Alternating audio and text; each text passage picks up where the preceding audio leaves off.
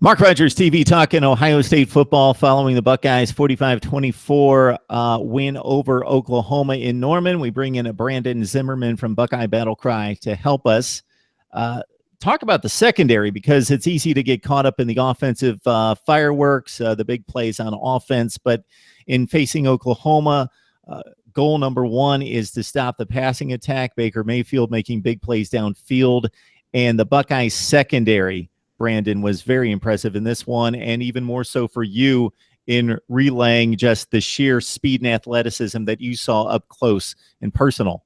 For being such a young secondary, the Buckeye defensive coaches really put a lot of trust into them this game, because they kind of left everyone in a one-on-one type of situation so that they could focus on stopping Perrine and Mixon.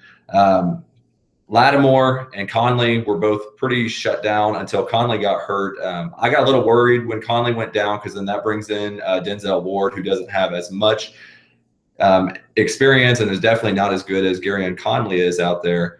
But Denzel Ward and Lattimore were in a hard fought competition all fall for that starting cornerback spot opposite of Gareon Conley. And Denzel Ward stepped right in, and him and Lattimore were both shut down corners. Damon Webb played a huge game. He was left one-on-one a lot of times, and for a safety, that's usually not the best situation. But Damon Webb made play after play. It helps that he's been a cornerback his whole life. He's just now switching back to safety. So that helped out a lot. But that secondary was left one-on-one all game, and they gave up a few long plays here and there, but they always buckled down when it mattered, outside of the Andrews touchdown there late, where the secondary kind of got confused and Andrews was just wide open in the end zone.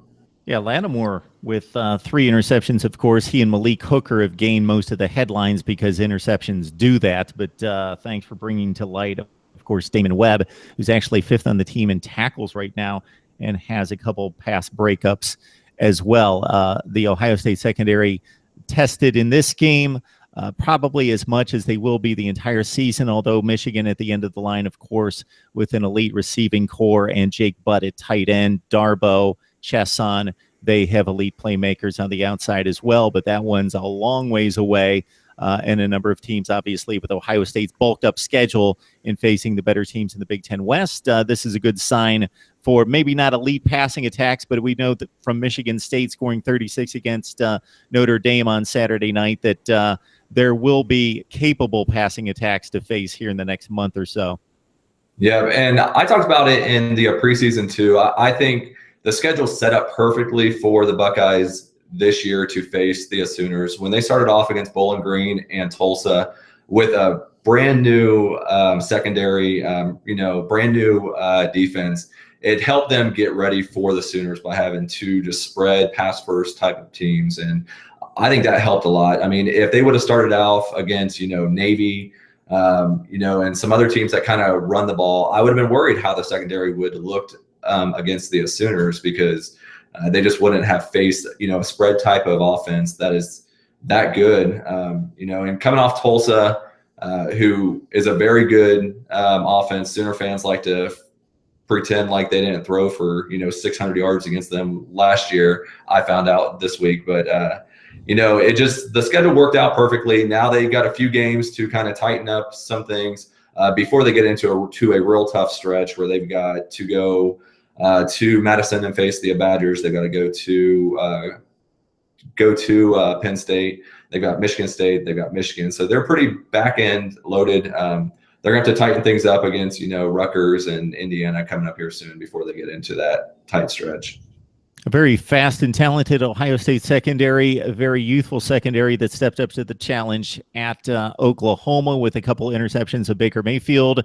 Maybe actually 3 interceptions of Baker Mayfield in addition to the reviewed call inside the 5-yard line from Marshon Lattimore on the diving interception that was reviewed and reversed. Brandon Zimmerman from Buckeye Battle Cry, sorting out the Ohio State secondary. We appreciate it, Brandon. Hey, thanks a lot, Mark.